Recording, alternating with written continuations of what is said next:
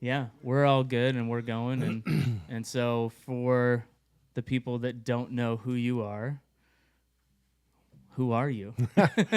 So I'm Scott Brummer, and I'm the county commissioner for District 3. That's the area that I represent. That's a vast geographical area that includes just south of Winlock down through Vader, and then all the way out Toledo on Alaska, out through Mossy Rock, out to Morton Mineral, Randall, Packwood, all the way to the divide at the ski resort. So it's a massive area that encompasses District 3 and all three of the districts in county government that are split up 1, 2, and 3 are based on population.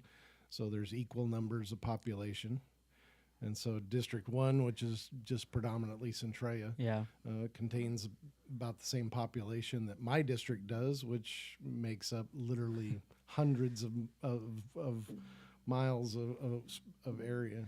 Yeah, I mean So- just your district is bigger than some US states. The state of Washington is actually is approximately the size of Rhode Island, I believe, is larger than Rhode Island, and No, Lewis County, right? yeah, just the county. Yeah, itself. just the county. And so And I and get you have, three like- quarters of that. Yeah. Yeah. So you're right in there as far as as land mass. It's Yeah, pretty it's a lot. it's pretty crazy. And so and just and we'd done an episode with Sean, but we didn't get into this this kind of stuff. So Sean Swope is the District 1 commissioner, and that would be mostly Centralia. Yep. And then Commissioner Pollock would be mostly Chehalis. Mostly Chehalis, Is that but she does get out to Adna Adna yeah. and then out to all the way out to PL.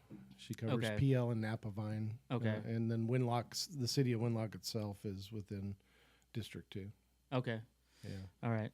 So if you're out there, those are your commissioners. That's who. That's it. And so what I always want, what possessed you to run for commissioner? How did that happen? Well, it was coming out of COVID, and I was working for the state of Washington. I had over a 20-year career with Department of Fish and Wildlife. I'm a biologist Okay. by education and trade. I've spent over 30 years as a fish biologist, and most of that working right here in Lewis County. We came through COVID, and obviously a lot of things in COVID that I felt were not being handled right and stepping on our personal liberties and really making a mess of things. And I think that subsequently that's been proven to be true. Yeah. And the state ultimately gave me an ultimatum to take the shot or lose my job.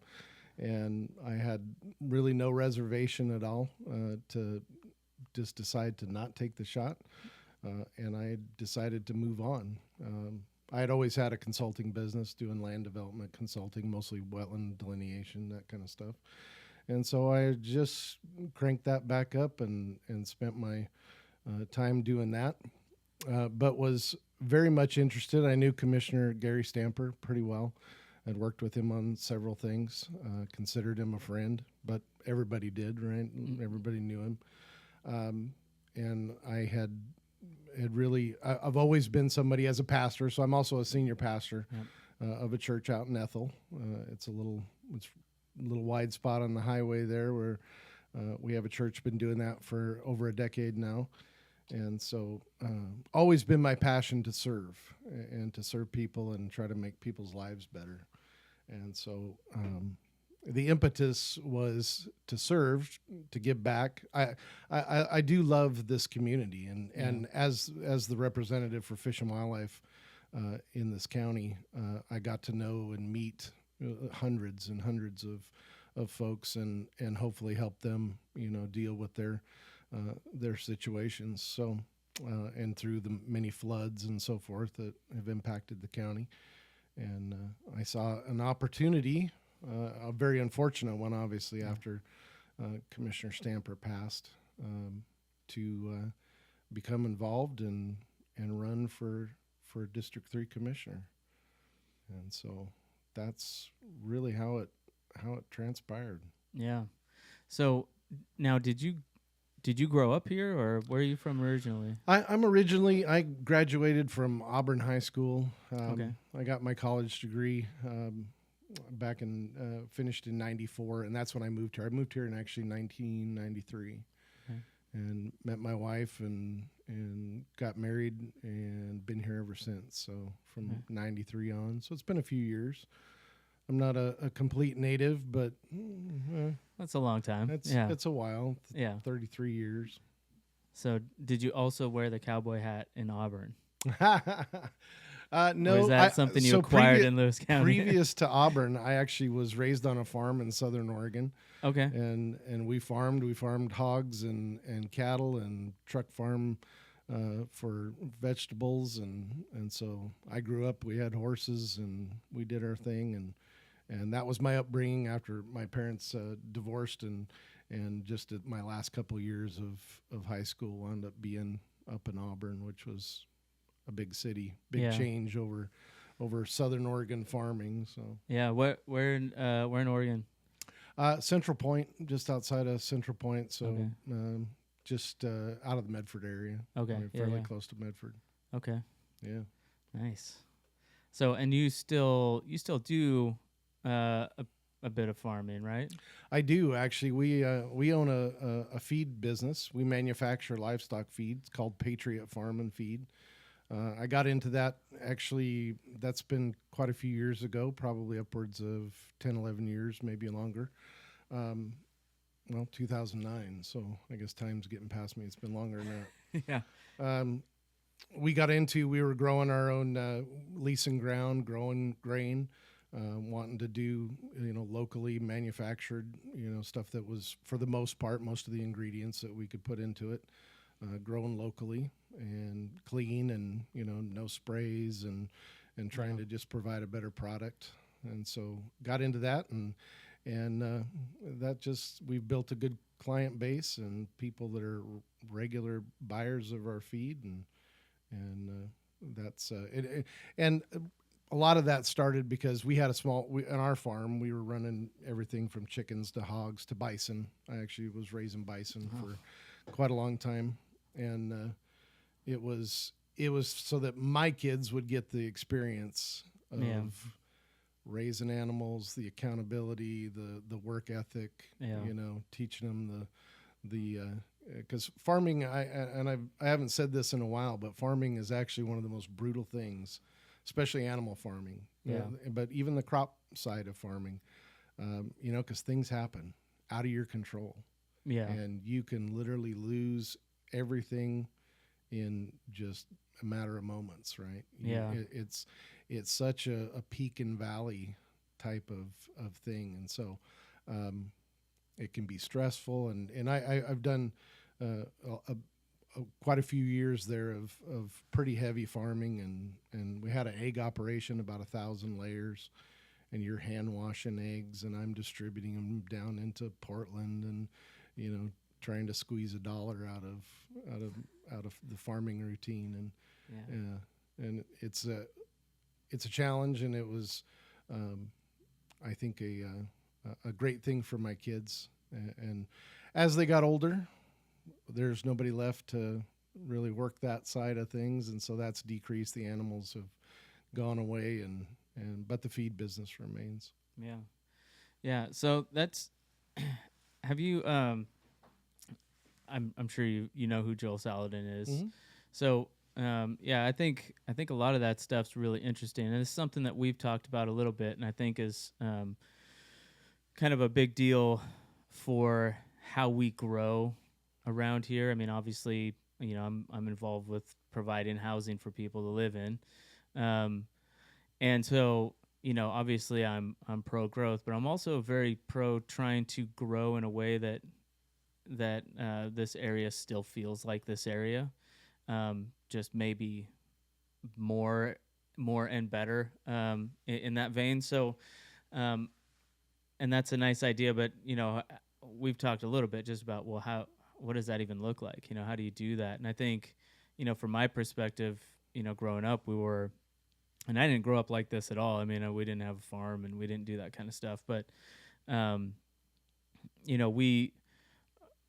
we had a lot of timber around here. We had a lot of farming, a lot of agriculture. I did drive combine a summer, for Is that National right? Frozen Foods, and Oh yeah, doing peas, huh? yep.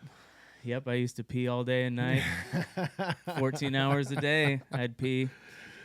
So yeah, it was. I remember I was making like $7.25 an hour, and I thought That's a lot of money. I was like, man, I'm making so much money right. Well, and especially when you're working 14 hours a day, right? Do the yeah, math. like however many hours. So, but yeah, that was pretty crazy. Night shift. So I worked from 5 at night till 5 in the morning, and then Wow. you'd have pretty much an hour drive each way to get out to the field. Right. And like they wouldn't even stop those things. You'd drive up, they'd take us all out there on a short bus, Right. and had like no suspension, and you're like, people are flying out of the seats, and it was crazy. And then they just pull right up, and you jump out, and they're not going very fast, but guy would climb down, you'd climb up in and there take and the just controls. keep going. Those things never Yeah. stopped.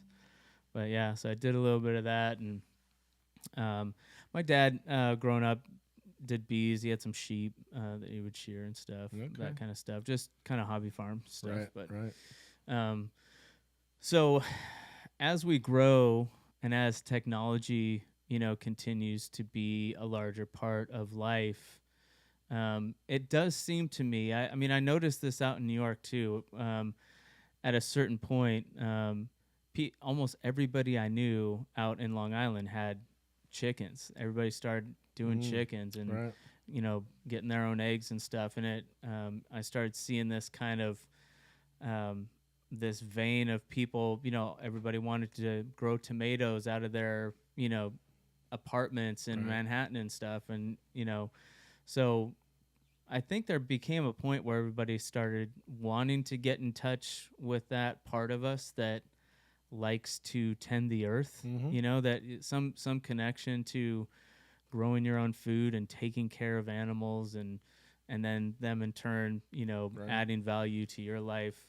It seems like the more we get into technology, there's we actually have to become purposeful about detaching and going on hikes or Right. doing things that kind of get us back connected to those things. So, but to bring that back around to an actual thing to talk about, how do we actually do that?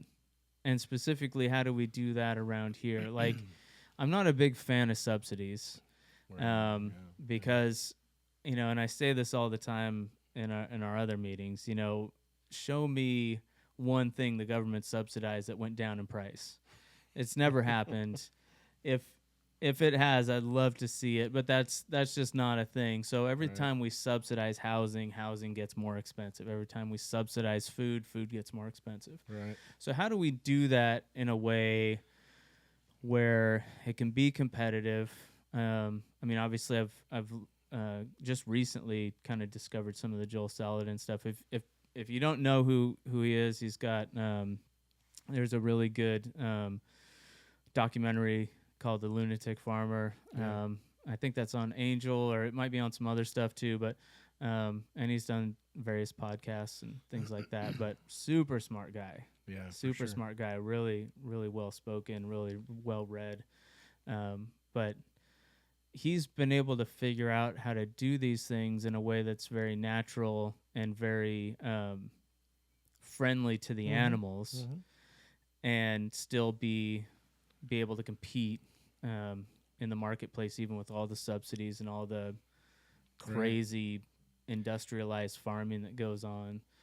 So how do we do that around here? How can we support farmers and make it easier to kind of cut those things out in the middle that take up the money? Right. I think I saw a statistic that like 15 cents of every dollar actually goes to the farmer that's spent on groceries. I don't know if that's still accurate. That seems high to me. Yeah.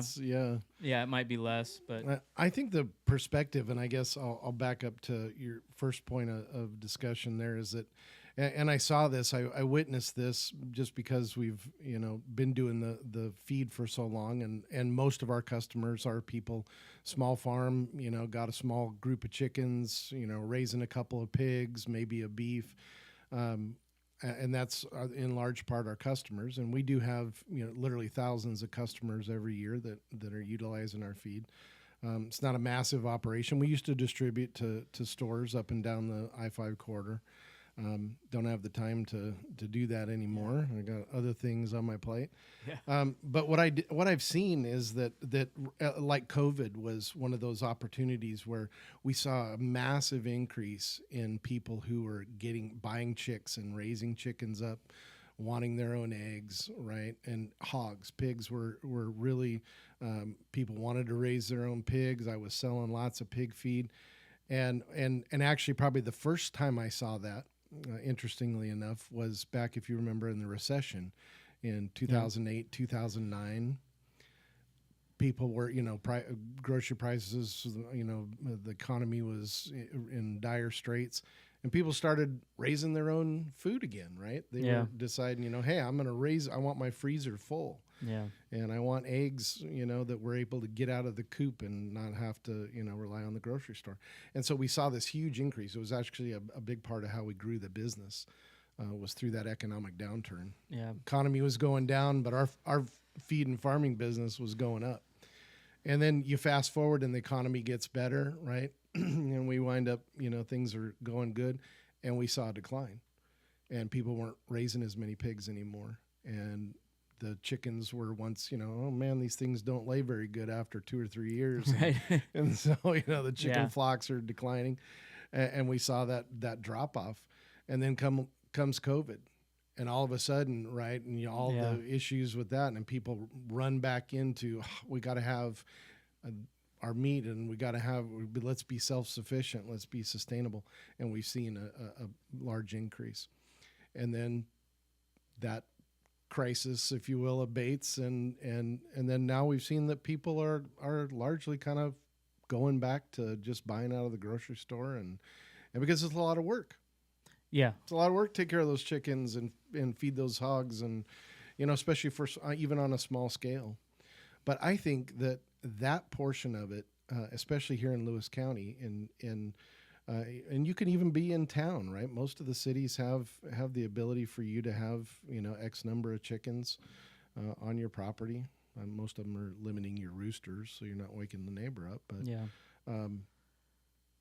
the ability for us to raise our own food, to be far more self-sufficient, and grow a garden, even on a small scale in town, but be able to actually produce for ourselves. I think it has incredible value, not only for the family, for the individual and the family, but even for our whole system. That we're not that we're able to rely on ourselves and not rely on the grocery store. So in this last year, actually, with the egg prices, that shot up. So I got ahead of the game. That's when we got chickens. Right. We got some... I actually brought chickens in. I used to have I still have it. I used to incubate and sell chicks, right? Yeah. That was in that 2009. Well, eventually it died off to where it didn't pay to do it anymore, right? Because nobody was buying. They were cheap on the market. You could buy them from the big hatcheries. And so gave up on that. Well, last year we brought in chicks and sold hundreds of chicks, as a deal to get you to buy the feed, and here's some chicks, and I could give them away, for the value that I'll make back in selling the feed. And so we saw that bump because of the egg shortage and the crazy prices, right? And so people have gone back, and we've seen a little increase with people raising the chickens. But I think that's a huge benefit that we have in especially a more rural county like Lewis, that we have those opportunities. So, do you think that? And I don't know how many big farms we really have left around here. Do we have quite a few? I mean, because I've seen just the ones I know about while I'm driving around. A lot of them are not being farmed anymore. And can farming be a part of a strong economic ecosystem in Lewis County? Can people make a living on that? Is there a way we can do that? Well, so currently chicken production, and that's fryer chicken production, actually is the number one ag product that comes out of Lewis County. Okay. Just because it's massive volume, right? And it's very unsuspecting. You drive by, you'll driving down a rural road and see those long gray houses out there. Look like just storage sheds, and those are chicken operations, and literally a building can put out 25,000 chickens in an 8-week grow out. And so we actually do produce a large amount of chickens. There's process facility out of Longview, and so a lot of that going on. There's also Organic Valley, the dairy or Organic Valley dairy producers have made a resurgence. Dairies obviously have shrunk dramatically, even from when I came to Lewis County back in the 90s. You know, we had dairies all over the place. Well, and I mean, and this is a little anecdotal, but so my stepmom's parents are Dutch. They came straight over from Holland.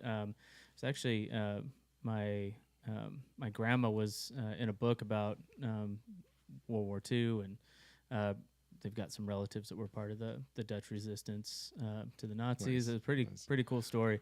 But anyways, a lot of those Dutch folks that came over were dairy people. They would do that, and so I know during 2008, when all the bank stuff was going on, a lot of people lost their herds to the banks actually during that time, because the banks decided, well, now you're loan to value, because the value of the cows dropped just like the value of houses. They were doing this all over. So even though you were able to make your payments, and even though you hadn't missed anything, because the loan to value ratios were now out of whack, out of their scope, they were saying, well, you have to make up that difference, bring your loan back down to the to match the drop in value of the herds. And if you can't come up with this, $1 million or $500,000, or depending on how big your herd was, we're just taking all your cows and putting you out of business. I still don't understand what sense that makes, because now you get none of your money. Yeah. You could have just let them cut paying.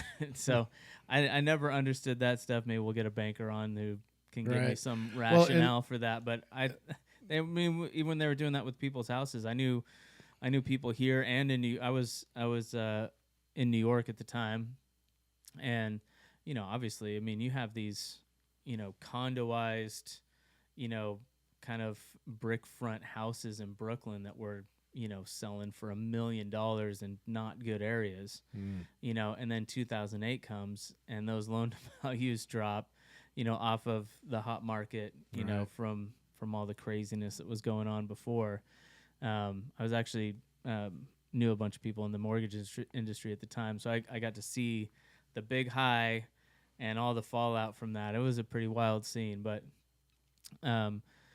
yeah, I mean, they were doing that with people's houses, and it's like, well, if they can make the payment, why do you want to stop that?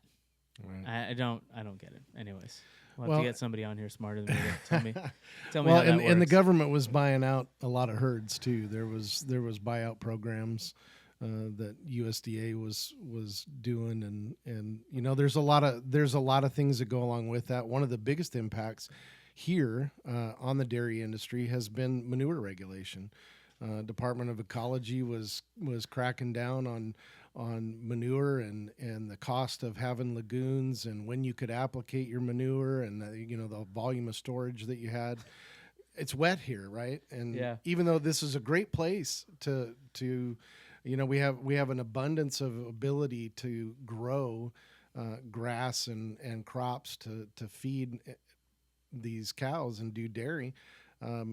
The state regulations were just so stringent and expensive that a lot of the larger dairies, I think of like the Mickelsons down in my area, they packed up and moved east and get in the drier climate, and that's part of the consolidation we've seen now that there's massive, instead of lots of small herd dairies, we have very large corporate driven dairies, and they're predominantly on the east side of Washington and Oregon and Idaho and drier climates. And it's unfortunate because I think that it's far more beneficial for the environment. It's far more beneficial for the economy of the local area for you to have the smaller herds spaced out, and you've got families running them, and you've got it's a much more secure supply chain. It's a much more secure way of doing things instead of having all your eggs in one basket. So it's unfortunate, but I am happy to see Organic Valley making a resurgence, and so there's some farms left, and there's a rumor of a new one opening up, and that's exciting. That is exciting. Yeah. Yeah, man. Is there anything the government won't regulate?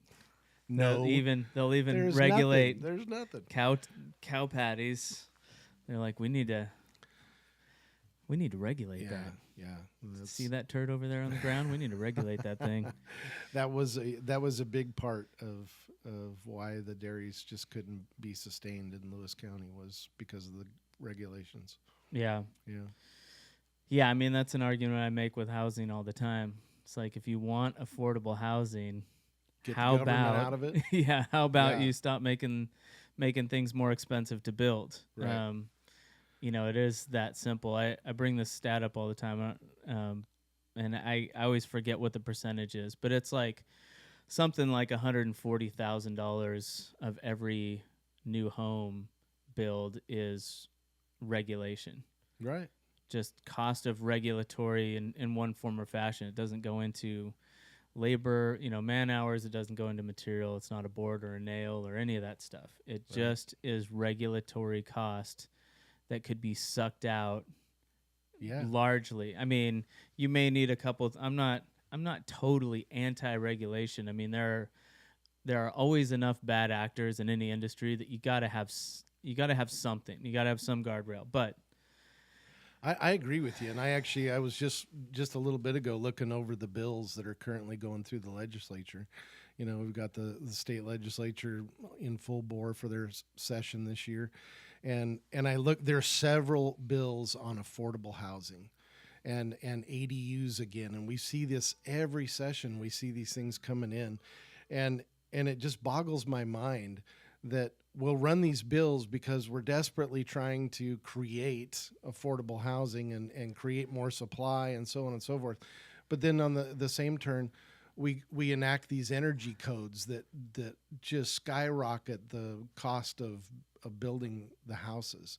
yeah, And then we come up with even more regulations, for setbacks and to critical areas, and we add all this other stuff. So over here we're saying we got to do this cheaper and better. And then over here we're telling you, but it's going to cost you a whole bunch more. Now you're going to have to put in an EV charging station into every house. That's going to cost you thousands of dollars to put this in. Well, because so. Oh yeah. I know. It's crazy. It's enough to pull your hair out. If I had any, I would. Yeah. No, it's wild.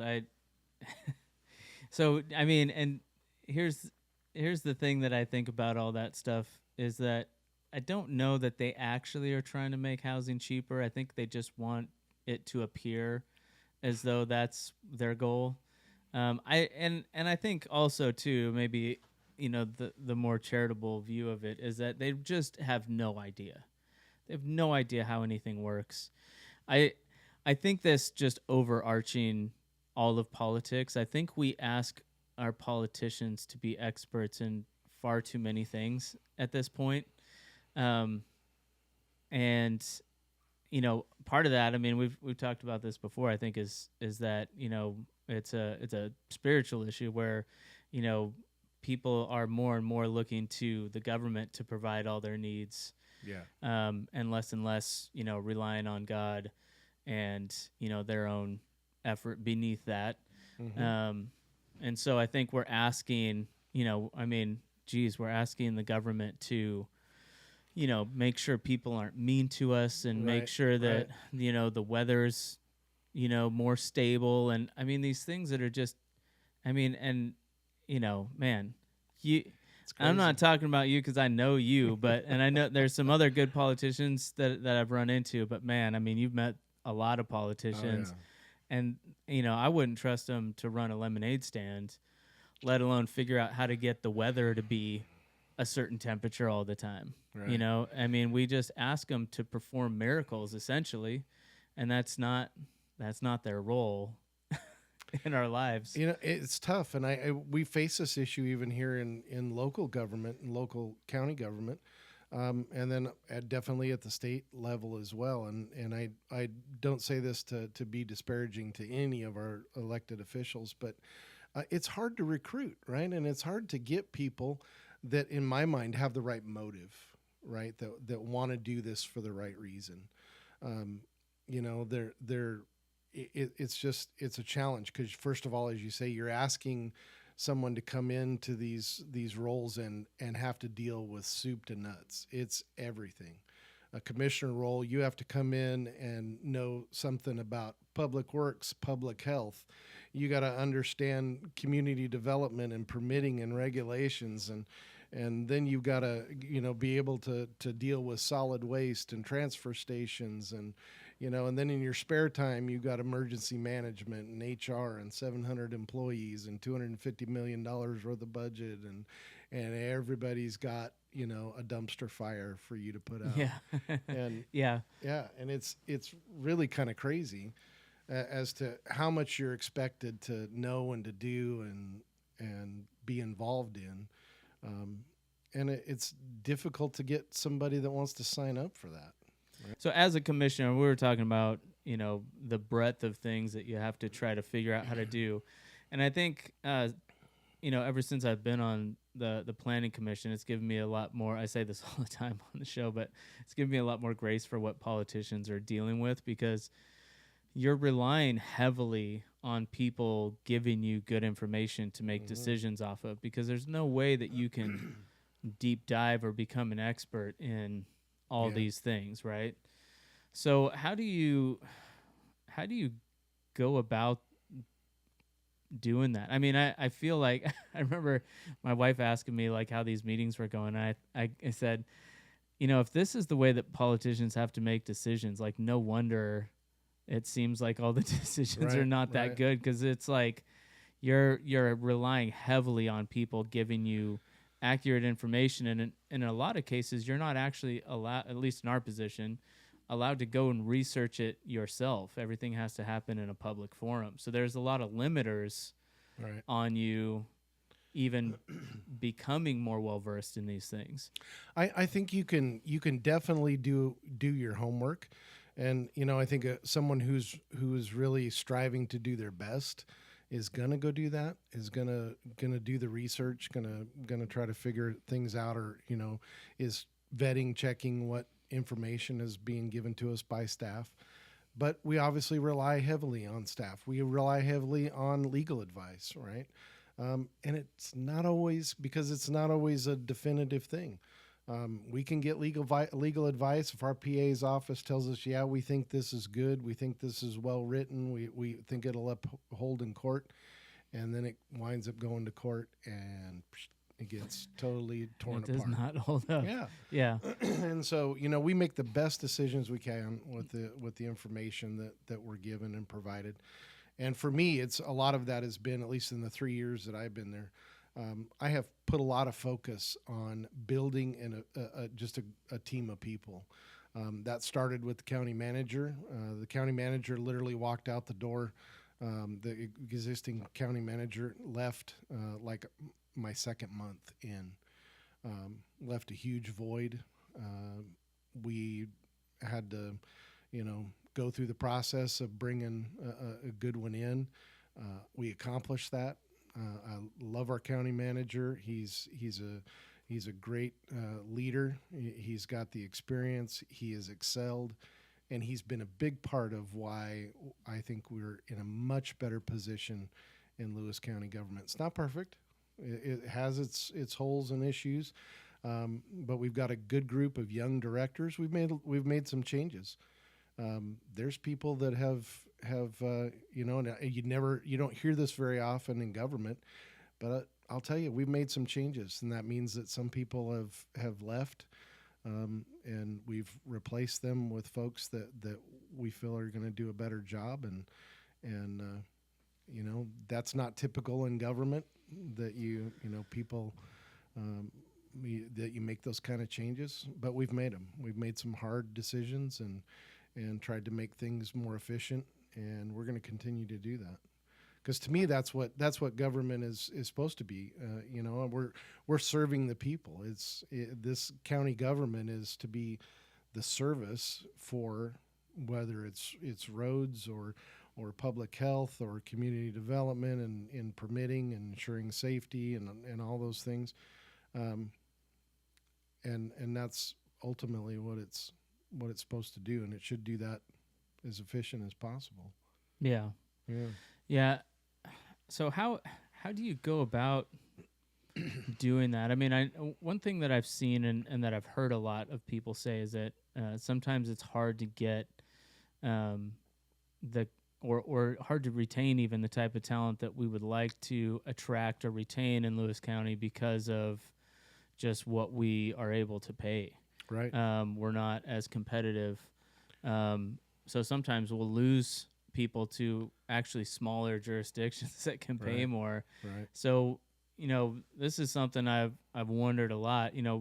How do you rectify that in a way that, because I think the rub is, well, if a commissioner says, or a group of politicians, whoever they are, whoever's in charge of this stuff goes, well, we're going to, raise revenue, which means taking money from people who live here. I mean, the government doesn't produce anything. So, to be able to attract and retain the type of people that will make life a smoother place, or make life a little smoother around here. Around here that doesn't play very well, and so you do that, you just get unelected immediately. Right. And so how do you thread that needle, and how do you make that case to people that there is a cost? One of my favorite lines from anybody is, Thomas Sowell said, there are no perfect solutions, there's only trade-offs. So how do we make the case that the trade-offs are worth it? Well, I'll tell you the first thing that we've done, and especially over the last 3 years, and excuse me, I don't mean to, I'm not, be campaigning here. I'm just giving you an insight to what we've been doing. And that is that we recognize that we can't compete. We're not going to compete with Thurston County. And it doesn't matter whether it's the county proper government itself or the sheriff's office. The patrol deputies are going to make more in Thurston County. The corrections officers are going to make more in Thurston County. We don't have the budget capacity to do that. And quite frankly, I'm not going to support raising taxes, raising the level of levy rates for our folks, to do that, to try to compete with a much larger metropolitan county, obviously just to the north of us. So we do struggle with that. But to combat that, one of the several of the things that we've been doing, first of all, is you create a culture. You create a culture where people want to work here. They like the lifestyle. They want to live in rural Lewis County. They want to live out in Adna. They want to live out in Mossy Rock. Some of our folks that are on our public works department that are out there taking care of our roads. And those guys are absolutely some of the best anywhere, right? They respond. I don't care whether it's a tree falls or, the ditch or roads. Those guys are out there. They're out, in the dark, sanding, taking care of the roads. There's hundreds of miles of road, right? Yeah. And we have a limited budget. So, and of course people complain, well, I haven't seen the county, didn't sand my road. Well, we have limited resources, but they do a fantastic job to get to those things. But we also recognize that we got to have a culture to where they're willing to be paid less because they want to work here, and this is a good place for their families and a good lifestyle. Yeah. And so we've tried to instill that culture. And when it comes to really being able to be efficient, I'd rather have one director or one supervisor, or even the guys, that are on the line or just main line workers. I'd rather have them be happy with their job, succeeding at it, and being collaborative, and the group working together. And I think that goes a long way in being efficient. So I don't have to have as many employees. Or I've got a young director that's willing for a department that's going to stay on, because they like building their team, and they're learning, and they're growing, and it's a good place to work. And so, yeah, it may be a little less money, but the quality of life is better. Yeah. Yeah, I think it's not always just about the money. I mean, you see that in sports, and guys will take pay cuts to be on a championship type team, and that it's the total value proposition that you can provide, right? And so lifestyle and all that stuff is a huge part of it. I think that's something when I hear people talk, especially in Centralia and Chehalis, I don't think people fully appreciate, taxpayers per square foot, that we have such a giant area, and it's not an easy area to take care of either. It's not like, there's places in Arizona or Texas, and it's just they don't have any weather issues. It doesn't flood, it doesn't do a lot of stuff, and so they don't have a lot of, we've got a lot of challenging things to deal with. We've got a lot of water that we have to get from one place to another, and we have to do it cleanly.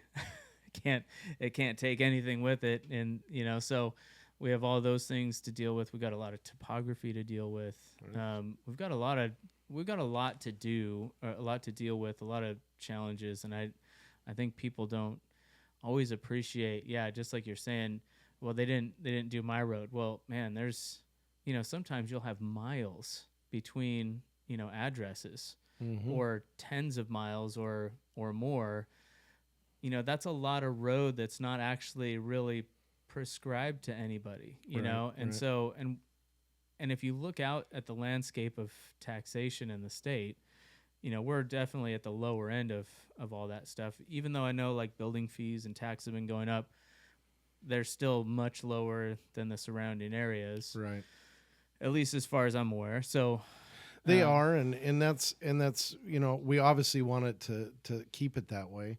But as costs have risen, the things like community development, as far as your permitting, those are designed to be fee-based or fee-driven programs that don't take general tax dollars to keep them afloat. And so that's why, unfortunately, there's been increases in the permitting side of things for everything. Everything that community development does has had to increase. Obviously, wages have ticked up, with the inflation rate. A lot of our folks are under union contracts. We've been negotiating those, a new round of those, and some of them are complete. A few of them are still left to go. It's the big picture is a very complex one, and I see people that comment a lot, like on our the commissioners, our income is set on by a citizen salary commission. That's the way it's set up. These are random folks that are selected off the voter rolls. They come in, they're given the information. It's their decision to decide what, if any, increase comes our way. And of course we take a beating on social media, right, when this happens. And it's just, the comments and the people, and I get it, and that's you're right. I got 100 employees making more money than I do in Lewis County. That's a fact. Yeah. That's what we're making. And the other thing is, and I hope that people understand, this is beyond a full-time job, at least from my perspective. Yeah. If you're doing it right, I can't speak for my other commissioners, but man, it's long days, lots of meetings. You're just, I'm lucky if I get home to dinner a couple nights a week. And so the demand is high, and you're you're asking a lot. And I don't request reimbursements for travel expenses or anything like that. You know, I eat that out of my pocket, and there's times I think I'm kind of going backwards by the time you know, you're all the things that go along with the job. So Yeah. it's not lucrative. I really struggle. It's hard not to want to, you know, respond to people who make comments about they're just getting rich and, you know, they're just crooked politicians. Yeah. That's nothing could be further from the truth. Yeah. No, We're here serving the people of this county because we love it, because we want a better place. We want a place for my grandchildren. My kids all live here in Lewis County. I want my grandchildren to be able to stay. So I want them to have job opportunities. I want them to have, you know, a great place to live, and, you know, all the things that come with a good community. And yeah. that's really the purpose of it. Yeah. No, I always think it's really funny when people get really mad about. I mean, even the president of the United States doesn't, on their salary, they don't make enough for what they do. I mean, you know, you always want to be careful about underpaying your leadership, because then you get crappy leaders. Well, unless you're, you know. And one thing I've said a bunch of times, and is that one thing that's really been heartening for me is to see that, you know, there's a lot of people in a lot of areas of public service right now in our communities that I know they would make a lot more money out if they were not doing this. They have much better opportunities than this. Sure. And the ones that I know enough that I've been able to talk to them, you know, they're all here because they love the area. Right. You know, we all look at it and go, man, this has, you know, it's like if you go to a remodel, it's like if it's got good bones, you can kind of work with it, you know. And this community's got really great bones. It's got I mean, I've been fortunate to go to a lot of places on the earth, and there's nothing like, you know, when the sky is clear and you can see the mountains, and, you know, you got the trees, and it's just, there's not a more beautiful place. Right. You know, the people are really great. I mean, I remember, you know, we would just be walking around town talking as teenagers, going, man, this would be this is a great place to raise a family. You know, like when I have kids, I'd love to raise a family here. And so, you know, it's having some, you know, we're going through some growing pains. We've got some other issues. And I think one of the other things that I'd sort of like to get your take on is, you know, what is the rub between what we can do as a county and what gets placed upon us by the state?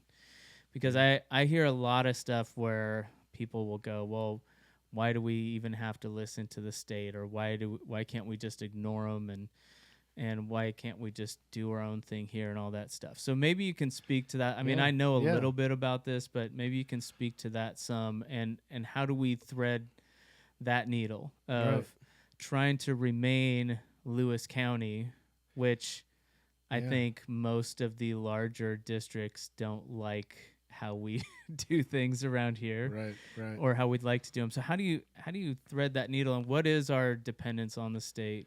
Well, so in a nutshell, and I think that folks, we've lost a lot of our sense of civics, of exactly how the system works, how the Constitution at the federal level was set up, what it means, and how the below that the state and the state constitution, and then the local government that is basically given its authority under the state constitution.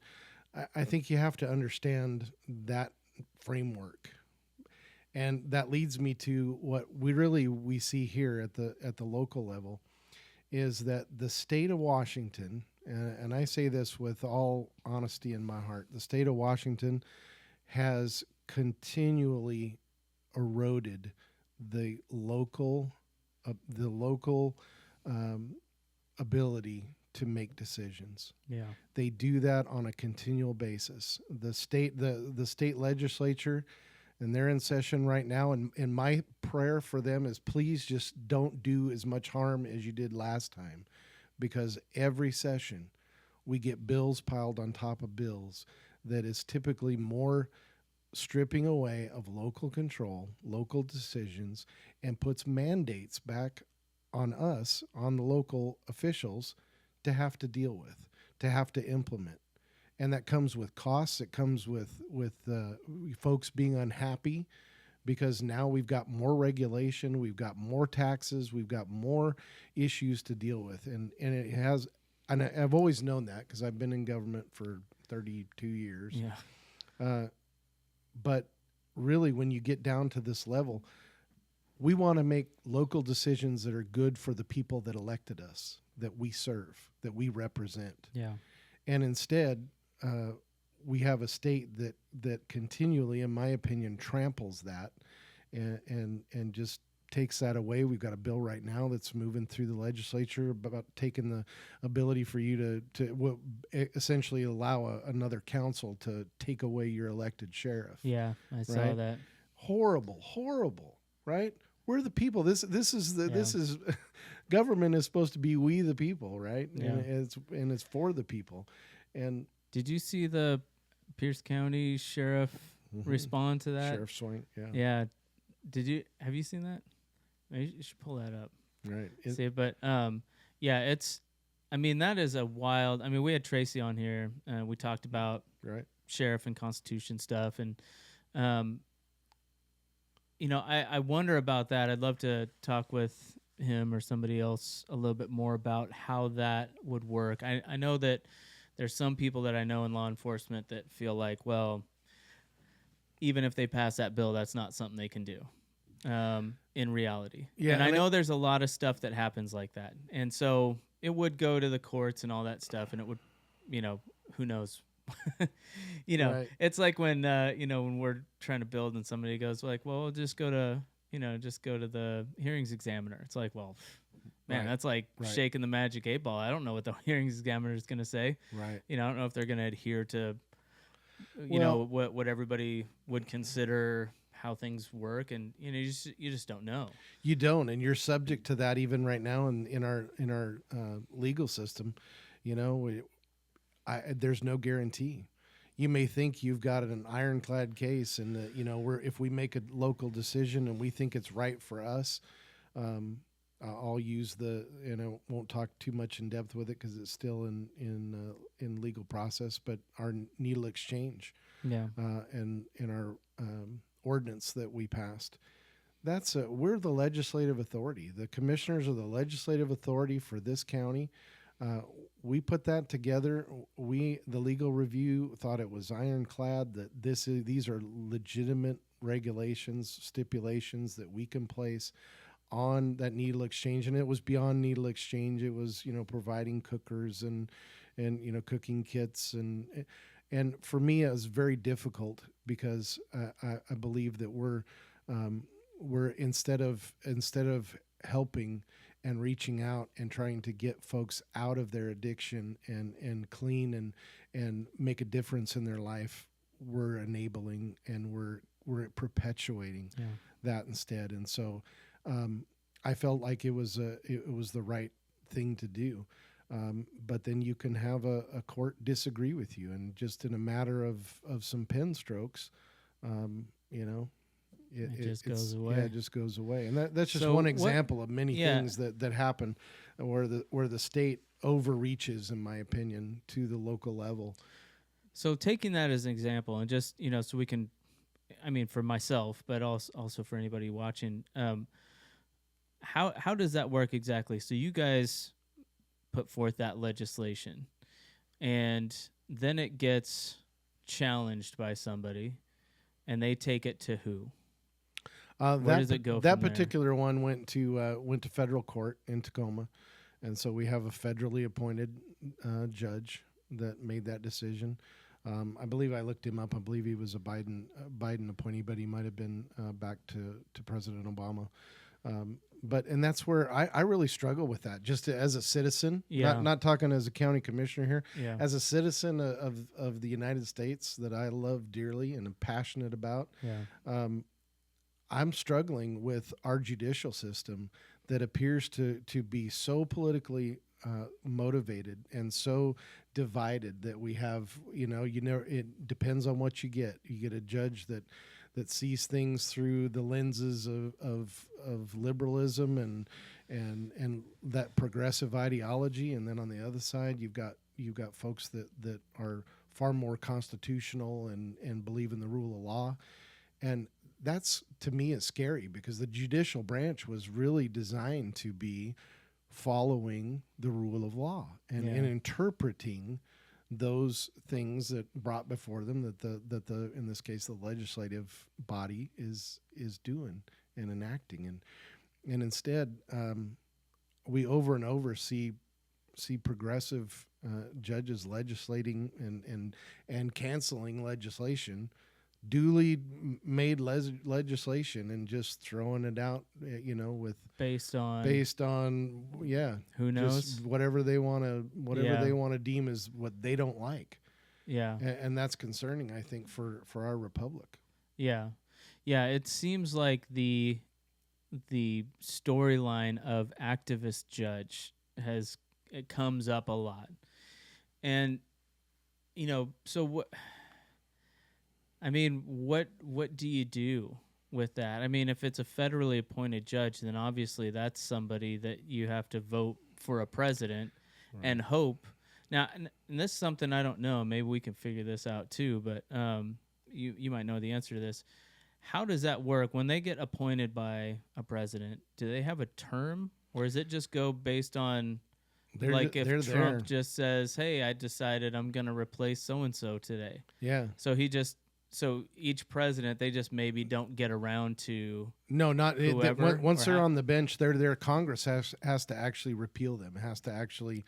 There's two of them, I believe, right now that out of Texas. His name is escaping me. The senator from Texas has brought forward to basically be removed from the bench. Okay. The one judge in D.C. that had prosecuted President Trump. Yeah, Ted Cruz. Ted Cruz has brought those two. That hasn't happened in like a long time. So but it requires like a majority vote of both houses to be able to make that work. But they've brought a couple of those forward out of their judicial committee to remove some federal judges from the bench. And generally, I think that's good. That's good for our republic. It would have to be one of our state Congress people who would have to bring that to the president's attention and to Congress. They'd have to make that. Right. So somebody from Congress, do they just sponsor some sort of a... there's a whole process. I read a little bit about it when he was bringing that forward. It goes through a committee, and then the committee brings it forward, and they have to vote specifically on that removal. There's a whole constitutional framework for it to happen. And frankly, we need to see more of that. We need to see more people held accountable. Just because you make it to a bench, even I don't care whether it's federal or even here locally, you make it to Superior Court or District Court, and we have fantastic judges on our benches here. We really do. We're blessed in Lewis County to have some stellar folks sitting in those positions. But when you're not upholding the rule of law and you're making decisions based on your own ideology, your own what you think is right, you need to be held accountable. Yeah. And you need to be able to be removed. Yeah, it's crazy that they can just issue a decision and that's just it. Right. There's nothing. I mean, there's nowhere to go from there. Is there? I mean, could you take it? We can take it to Ninth Circuit. That's our court of appeal right here. We could go to the Ninth Circuit, and oddly enough, what happens is that if the Ninth Circuit, in this particular case, if they rule in our favor, it goes back to the same federal judge to then follow through with the case itself, because right now just a preliminary injunction. But crazy. Yeah. If the Ninth Circuit says, you know what, Judge, you made a bad decision here, and we don't agree with it, and so we're gonna overturn it, then they send it back to him though to continue forward with the lawsuit. that's difficult for me me to Yeah, that understand the seems logic with that. that Right? seems like a And conflict. let us let us have a different venue, a different judge. Let us find go someplace else to try to get a fair shake. I find that challenging to be able to understand why the legal process It's is a little working that way. circular. Yeah. Yeah, so they're sending, and it happens. It's not just our case. That happens across the board. They send it back to the judge who made the initial injunction or the initial ruling, and that just really seems like not the way it should go down. But Yeah.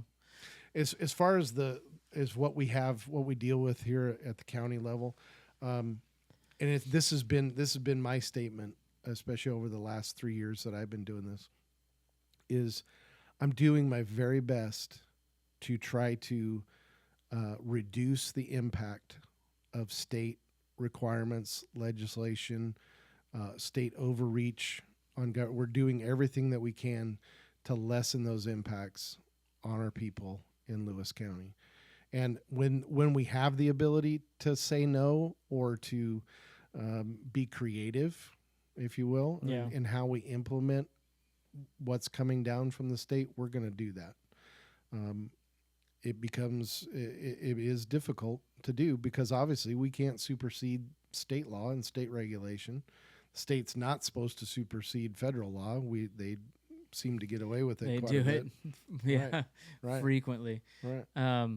So what do you say to somebody that just goes, well, why do we have to do that? Why do we have to listen to anything the state does? Why can't we just do whatever we want? Well, because the state constitution is still ultimately the authority that gives us at local government, gives us our authority at the local level. And so if we believe in the rule of law, then we can't just thumb our nose at it, right? Yeah. The same way with the federal government. We see that happening right now. We're kind of hitting a crisis situation in our nation where we've got individuals, we've got people at the local level or at the state level thumbing their nose at the federal and saying, well, federal law enforcement, you can't operate here. Right. What? Yeah. That's craziness, right? You're not supposed to supersede the federal law. That was made by our act of Congress. The laws that are being enforced, those were made as our representative republic for the people that represent us in Congress, both the House and the Senate and the president. Yeah. And if we're not going to be a nation of laws and uphold the rule of law, we're anarchy. Yeah. And that's what we're seeing happen in a lot of these places. And that's disconcerting at best. And so I don't want to, we obviously got to stand firm. There are times that I believe we do what's right and we hold firm.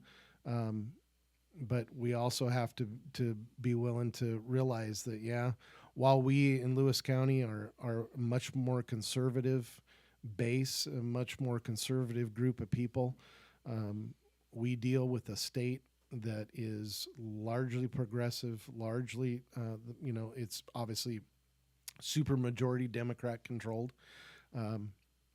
And they don't seem to really slow down. They don't even seem to care. I saw one of the bills that's running through the session right now, and it had 10,000 and something testimonies submitted to 1,000, little over 1,000 pro for this bill, and yet I have no faith that that's not going to just wind up being pushed right through. Yeah. Right? And a 10-1, and does it matter? Well, it may not.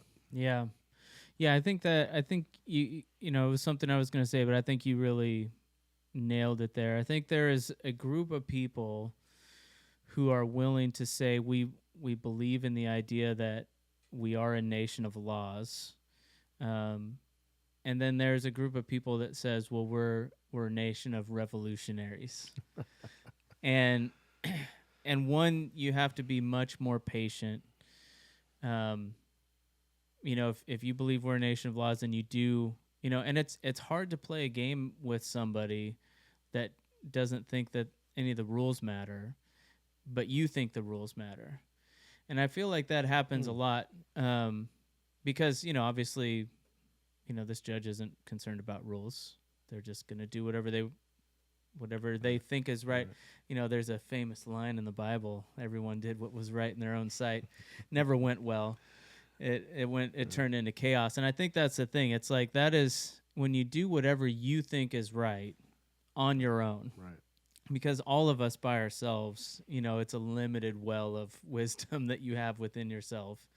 Then you're always going to end up just doing whatever you think, and then that does lead to kind of a chaos and an anarchy, because now you're not functioning you're not making decisions off of any time-tested philosophy or just even any scaffolding of reason. It's just, this is what I feel like right now. Right. I mean, the amount of times you watch, clips of, I was watching some montage of on just the immigration issue, and it was Obama, it was Clinton first talking about closing the border and how we have to make sure that people who are immigrating the correct way, and that we have some level of control over that. And then it was Obama and Biden, and they're all saying the same thing. And they deported, I think Obama had deported like 500,000. Right, substantially more. Yeah, it was, or whatever the numbers was. It's like, right. Yeah, it's like 3 or 4 times more. Right. And not a peep. Nobody cared. And nobody even noticed. And same thing. And I think Trump actually has the lowest amount of deportations over this period of time in any administration. And I might be not totally accurate on that, but I know it's, to this point, much lower than other administrations in total.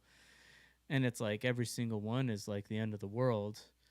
And it's just, whenever you are just doing things based on how you feel at the time, you're going to have that level of inconsistency in your thinking. Right. And then everything's very chaotic. Everything's a big deal. Everything's the end of the world. When you're operating in a system that has some structure, you're relying on age-old wisdom. The folks that framed the Constitution were real students of all the things that went well with democracy, all the things that didn't go well. That's why they wanted to have this republic, because they saw when it became a pure democracy in Rome, that's when Rome fell. And so they were very well versed in that, and they didn't want it to be like that, but they wanted to have some of those elements in it. And so they came up with what they came up with, not just based off of, I mean, I think sometimes we kind of history, right? Yeah, well, and I think that's the thing. It's like I think sometimes we think like they went into a magical cave and came out with the Constitution, almost like Moses coming off the mountain, and it was much more thought out. I mean, they had massive arguments about it. There's, tons of literature out there on this.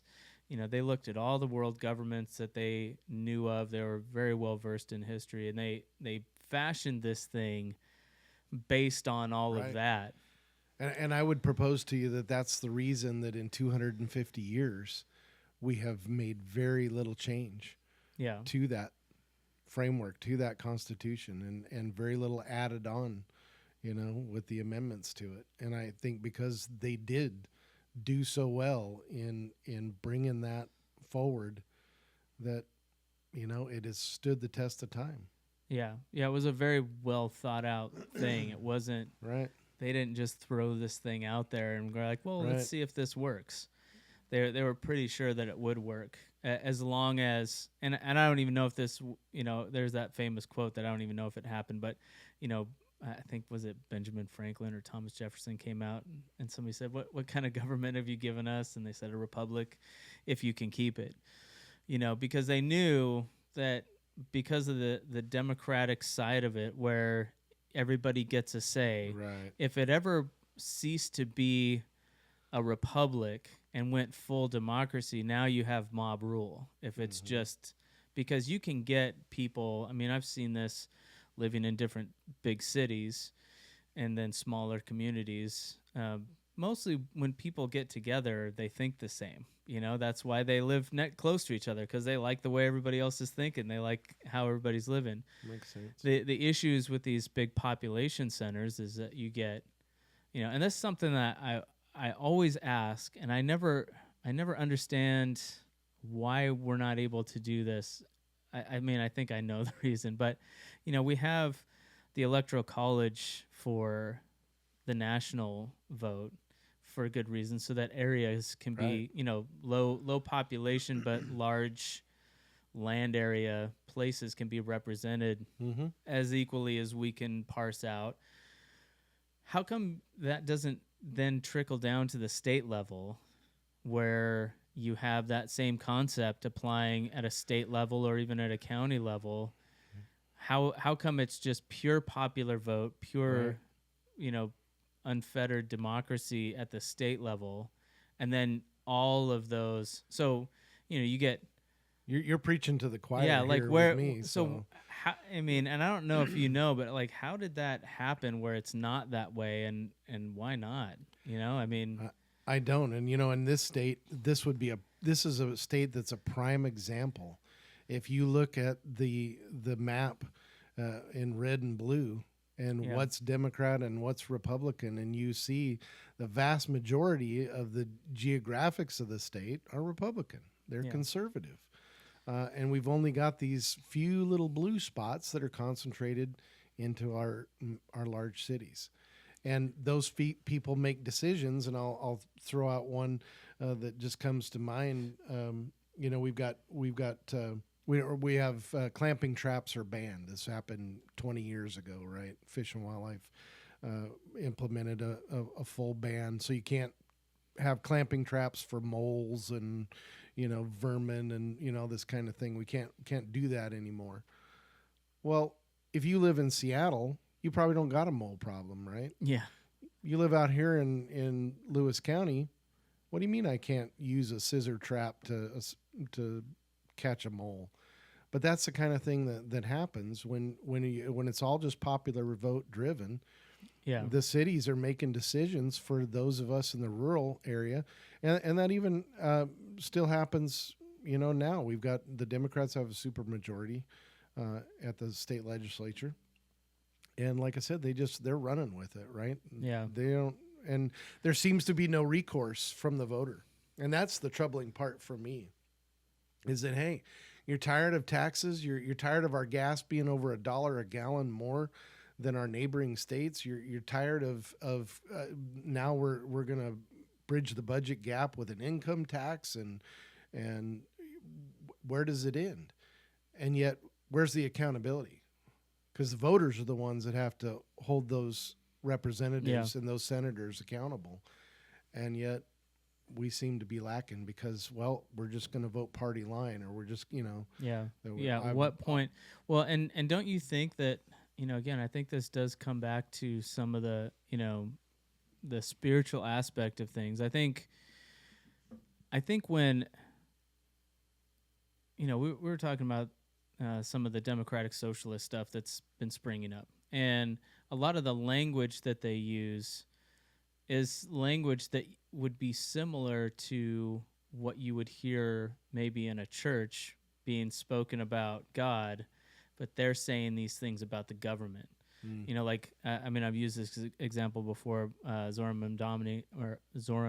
Mamdani, when he was elected, one of the things that he said in his speech was that there's no problem too small for the government to care about, and no problem too big for the government to solve. You know, and it's like, well, man, I mean, if you've ever been outside, you know that's not true. Right, I mean, when has government been able to solve anything very well? Go to the DMV, go to anything where the government's taken the whole show over, and tell me that it's working well. And I again, it's not to really crap on government. I think a lot of it is our fault as a voter base. We're asking too much of them. Right. You We're know, looking to our government yeah, and instead of to our God, instead of to our creator, we're looking for government to be our savior and to provide cradle to grave entitlements to fix every ill that's out there, every evil, right? yeah, Every time evil happens and evil is evil and it's everywhere. right, Every time that happens, our reaction is we got to have more laws, we got to have more regulation, or if we only had this or if we only had that. yeah, And that's absolutely, those kind of things don't prevent evil from taking place. right, But yet we look to government. yeah, You're exactly right. We yeah. look We to want, government to solve every problem that comes down to the sinful heart of man. And yeah. I mean, we want them to cure diseases, and we Right. want the government to, make sure we all have enough money, and all these things. It's like, it's pretty wild, and I don't know, where does that, I mean, where does that stop? I mean, I think, I heard Spencer Clavin say this about just kind of the woke religion. They're asking essentially the same question. Somebody was asking why do they, why do you see all these, protests and that get really, ugly, and how do they have time for stuff like that? And he was talking about, if it's essentially a religion. I mean, it's as religious as any religion in history. It would definitely qualify if you ran it through the test, and it still comes back to, people get so engaged in it because, if you don't have another belief structure, people are still coming back to this question: what must I do to be saved? Right. Because everybody knows that no matter what your standards are, that you don't meet them, like, no matter who you are. And I always make this joke that there's like serial killers out there going, man, I should have killed a lot more people. I didn't commit, but everybody's got standards, whatever they are. And nobody meets them. Everybody falls short of their own standards. Right, and so right. if you don't have, I mean, that's why I think grace is like the most revolutionary idea to ever hit the world. The idea that you don't get what you deserve, is, I mean, we could talk about that forever. But I mean, if you lack that in your infrastructure of belief, Right. like a lot of these other things do, then what do? Then it becomes, well, revolution and acts of revolution are kind of, this is how I can make atonement for the wrong that I've done. So that's why you see people kind of engaging in these kind of self-defeating ideologies. Right. Well, and I'll tell you the challenge, for me and on the local elected side of things is that I represent everybody. Yeah. Whether you're a believer or non-believer, regardless of your ideology or your background or your income level or your upbringing, I got to represent you all, and I have to listen and be willing to, genuinely hear your side and what you have to say, and I a lot of times be empathetic, be compassionate, and work with both sides, if you will. Yeah. And then be able to make ultimately decisions that are still, that represent the people, that are sound, that are the best, wisdom and judgment that you can bring to the table. And then, that's ultimately going to make one person unhappy, another person all right with it, and then somebody that's happy because they agree wholeheartedly with the decision you made. And so it's one of the big challenges that happens. Yeah, it seems like in politics, if you're doing it right, nobody likes you.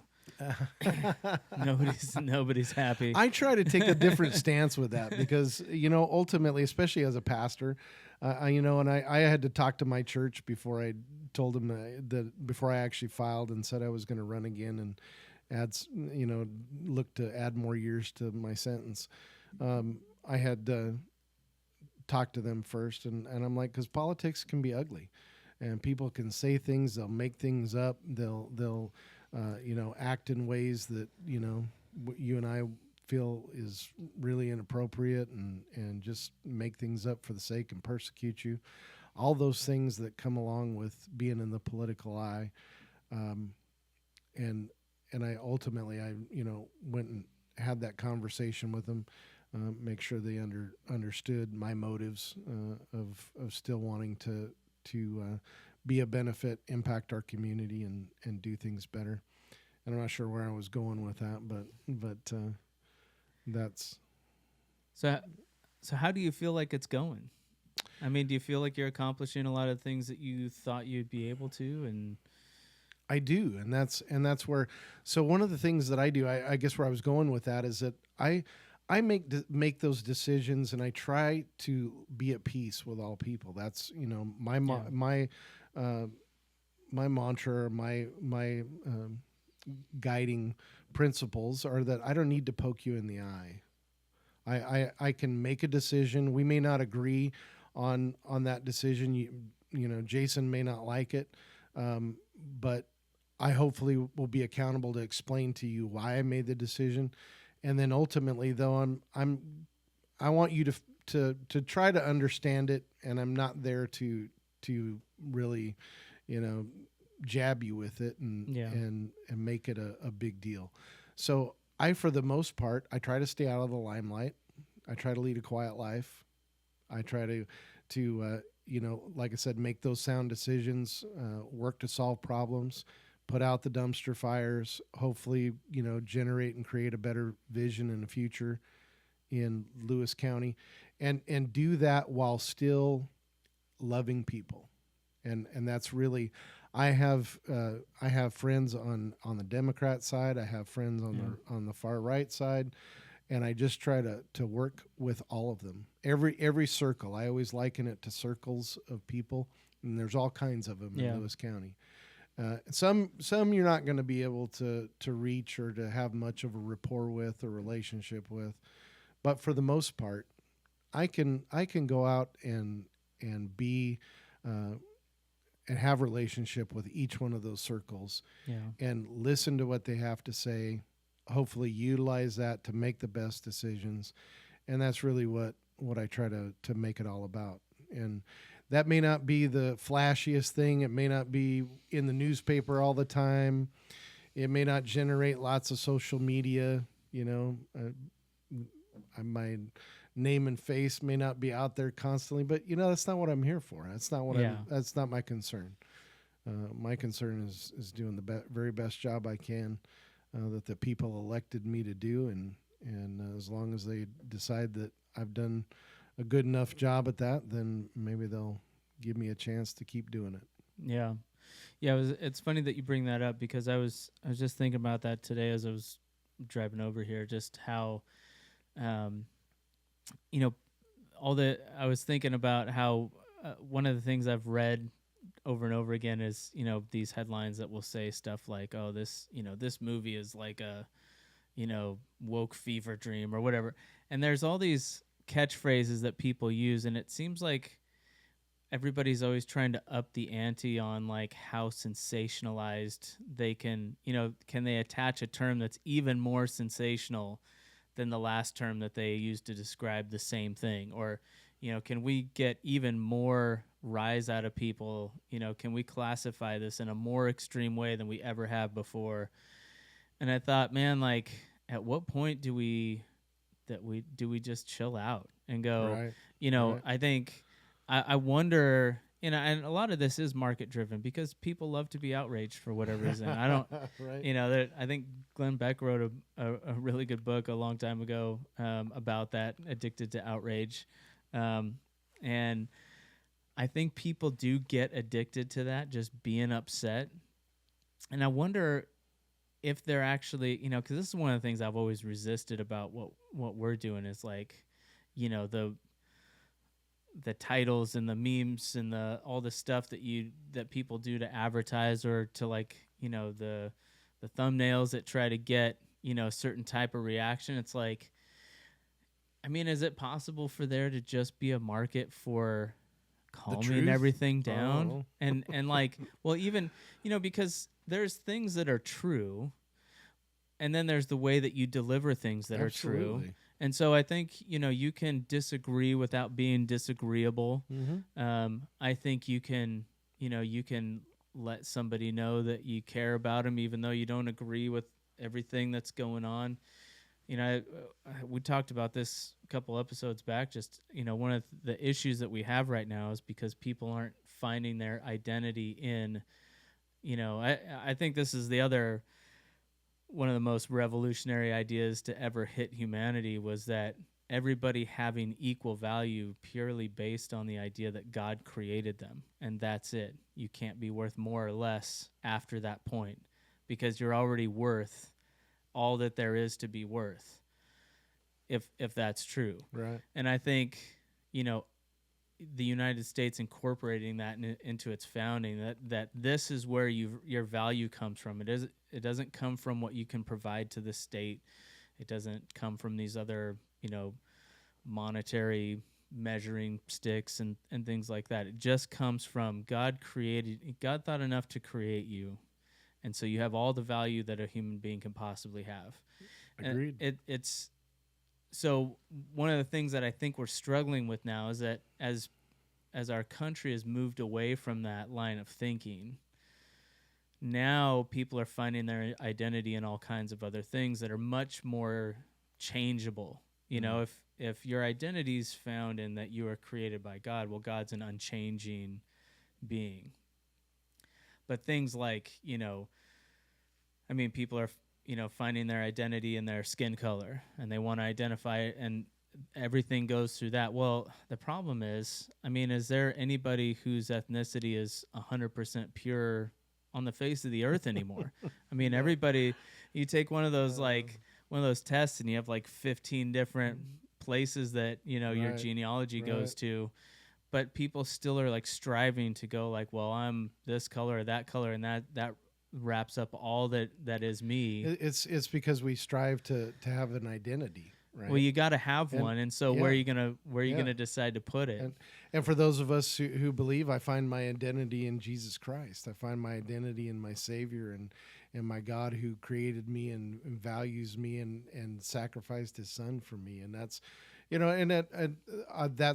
that's my foundation and 100% of where I operate from.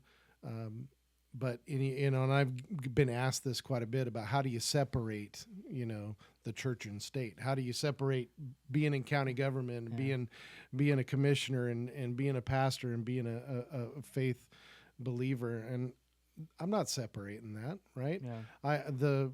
I totally understand that I'm not here to pass judgments based on my faith. I'm here to uphold the rule of law. I'm here to look at every circumstance individually.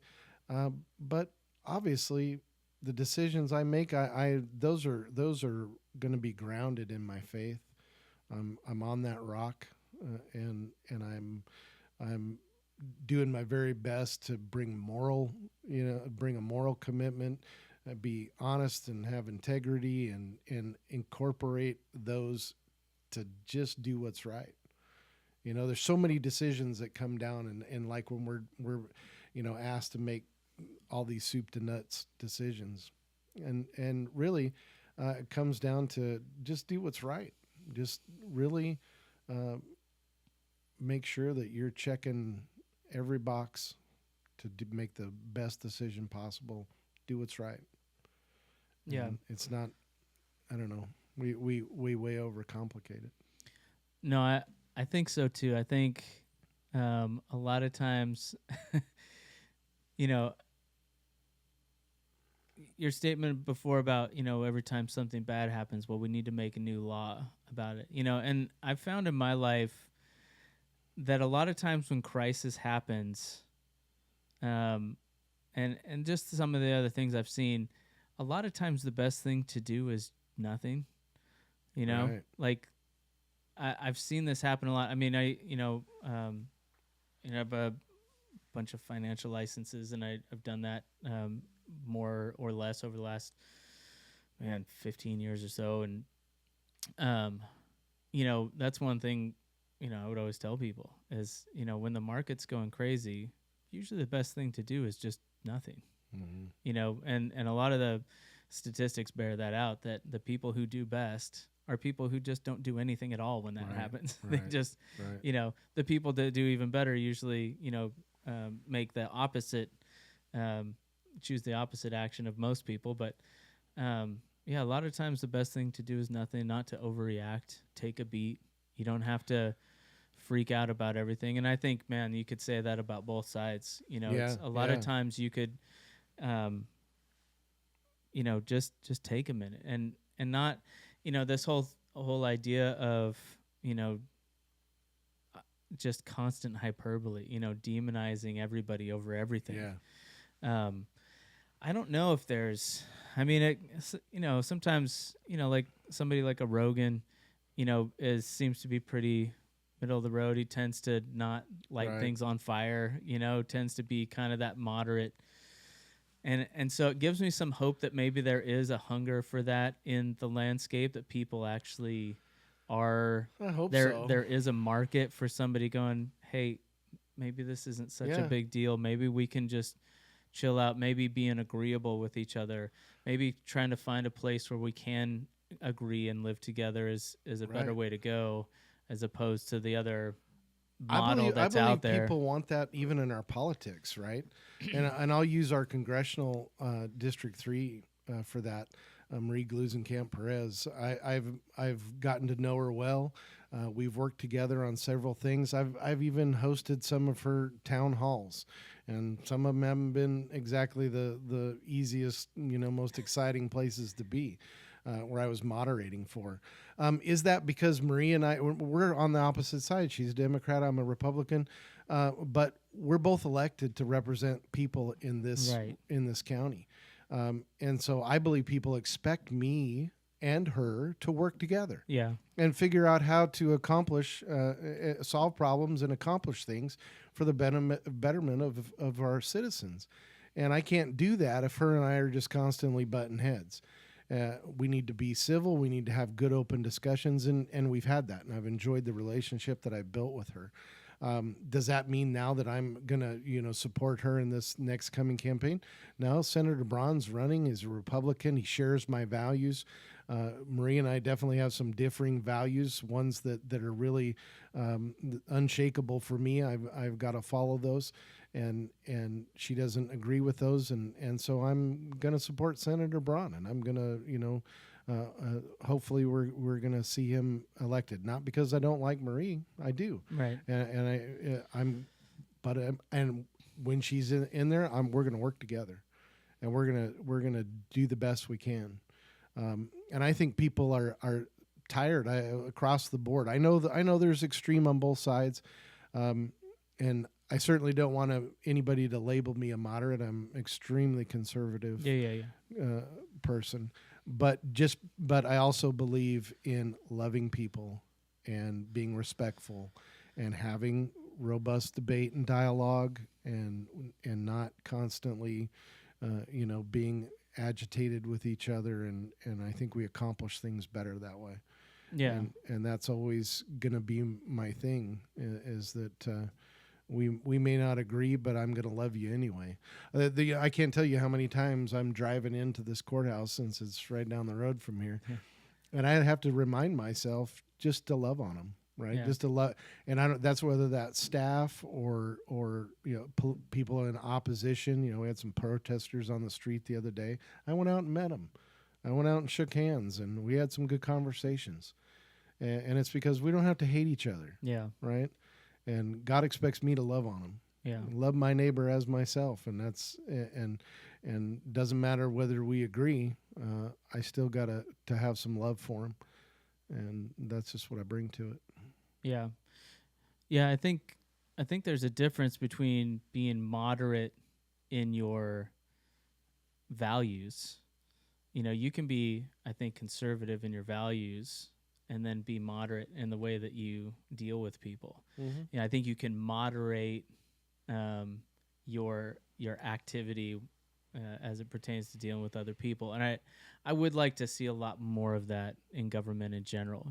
There's kind of those old stories about Ronald Reagan and Tip O'Neill, I think it is. Yeah, yeah. And they, would just hammer each other on ideology all day long and then go have a drink afterwards and hang out. And they were really good friends, from what I understand. It seems like if you can operate, I think that really is the danger in our politics right now, is that, people are trying to make enemies of each other and trying to demonize each other. At the end of the day, we're all still living here. We're all still living in this country together. Right. It would be nice, and I think most people feel this way. I think obviously social media and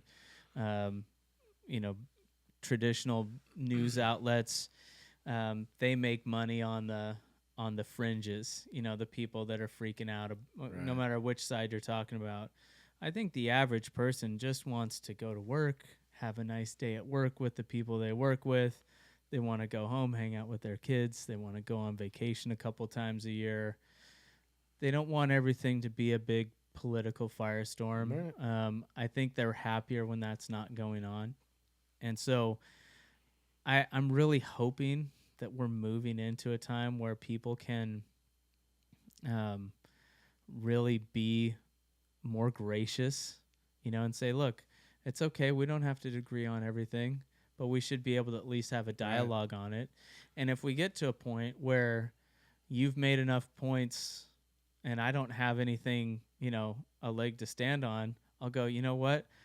I still am not sure if I can buy into what you're telling me. But I do realize I've run out of room on my on my side of the argument. Right. Let me go, would you allow me the time to go back and analyze this?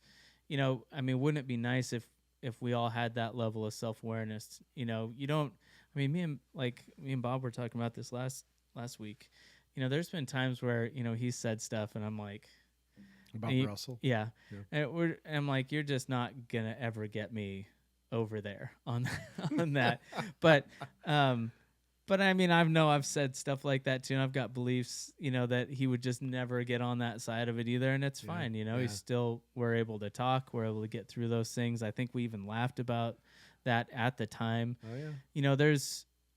It's highly possible to do. It's a much more pleasant world to live in if we can figure out how to deal with each other a lot more graciously. And we should not agree on everything. It's never going to happen. No.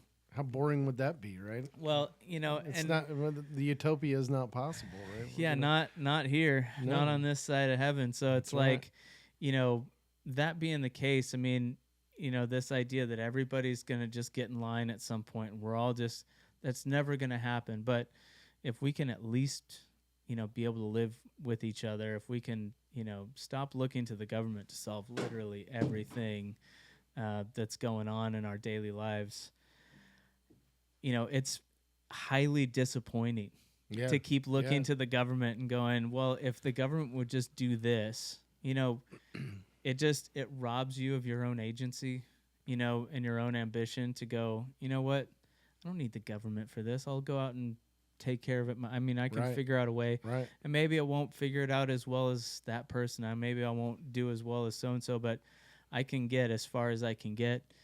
I can try as hard as I can try. I can continue to get better every day. That's, for me, that's been one of the really joyful things about life, is realizing that I'm in total control of, I tell my kids this all the time. You can control two things: your attitude and your activity. Yeah. And that's literally it. You can't control anything else that happens. You can't control what people say about you.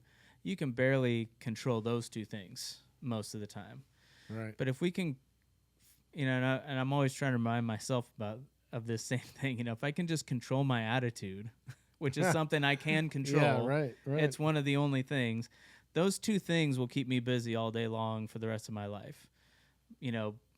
Getting better at controlling my own attitude, how I perceive everything, how I take everything in, how I respond to stuff. That is that old saying of life's not. It's not about what happens to you. It's like 5% what happens to you and 95% how you respond to that. Yeah. You know, Yeah. it's so true. And then once you control your attitude or whatever you do with your attitude, then what do you do about it next? What actions do you take after that? It's been so much fun just looking at my life, like, that this idea of arriving. I think that was a really poisonous idea that I had when I was younger, that eventually I would get to some place and then I could cruise control it. Right. Didn't work out that way. Yeah, it's dumb. That's not how that works. Right. So, that was another thing when I just realized, you have to fall in love with the grind, because that's just what it's going to be like that your whole life. You're always going to need to do better.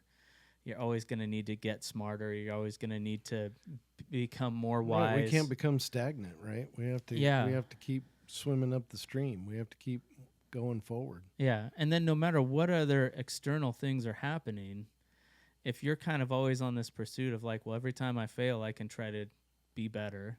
And I mean, Jim Rohn has this quote, don't wish things were easier, wish you were better. It's Jim Rohn's great. Have you ever? Yakima native. Oh, is that right? Yeah, I think he ended up in Ohio somewhere along the line, and became a kind of one of the original kind of public speaker. Oh, really? Guys, but he's unbelievable. He's really good. Anything Jim Rohn, read. But yeah, just that idea that when things happen, if I say, well, it's and this is something that is kind of an epidemic right now, I feel like, is that when something happens that's negative in our lives, people will go, well, that should have never happened to me. The government needs to fix it, or that's not my fault. Right. And, or, I tried this business and it failed. That's not my fault. It's the fault of, this thing or that thing, or this relationship went bad and that's not my, anytime that and this is, I was like this at a certain point in my life. I think everybody is when they're young, or a lot of people are anyway. Maybe it's just me. Maybe I'm the only one, but that robs you of your ability to do anything about it, because you've given all the power to the other person. Right. You're saying that everybody else has to create the perfect environment for you to succeed. Otherwise you can't succeed. But it's much more freeing, and it seems counterintuitive, but it's much more freeing to say, like, even if I wasn't the, or even if most people would say I wasn't the primary issue with that relationship, I still had some part in it. I got to figure out which parts of those that I could have done better, I should have done better, or I should have picked, I should have been better going into it. I should have been a better person going into it, so I could have attracted a better person. Or, there's so much there that's so fulfilling to go, well, it's on me. Because if you take responsibility for literally everything, now you actually can do something about it. And the focus goes back to, what can I change? How can I improve? Right. And you're not worried about what everybody else is doing. I'm a huge believer in accountability, personal accountability, right? And I'm a huge believer in individualism. We used to call it rugged individualism, right? And Mom Donnie doesn't like rugged individualism, I hear. Yeah, I heard a rumor. I believe that's how we built this country in 250 years to be what it is today.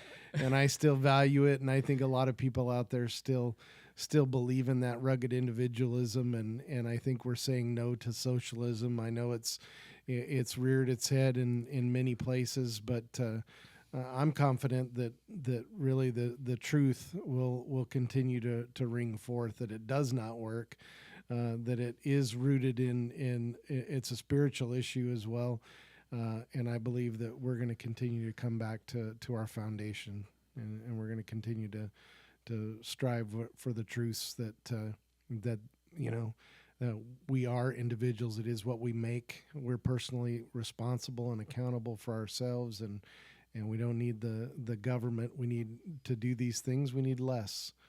We need less government. We need less intrusion. The government is not there to be the solution. It is there to provide services for the benefit of people, and then it needs to quit. And so that's certainly where I fall on that as well. Yeah. Yeah. Well, I was just going to say, that seems like a good place to wrap up. So thanks. There was a lot of other stuff I'd love to get into. Maybe we'll do this again if this wasn't too terrible for you. I enjoyed it. I Good. I love having the conversation with you, and I appreciate the opportunity. Well, I appreciate you coming on, and we'll do this again then, hopefully sometime in the future. Yeah, sounds good. Yeah. All right. Thanks. Thanks, Jason. All right. See you, everybody.